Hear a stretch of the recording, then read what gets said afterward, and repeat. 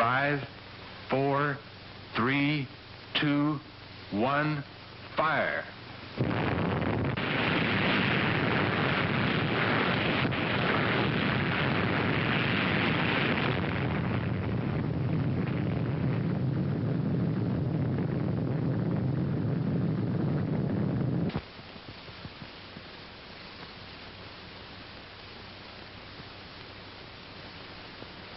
These pictures of the ascending water column show the expanding cloud of spray at the base of the column moving outward and enveloping the ships in the target array.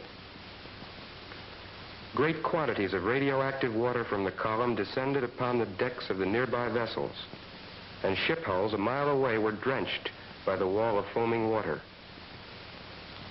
Photographic tower on Bikini shows the column composed of millions of tons of water rising at an initial rate exceeding the speed of sound.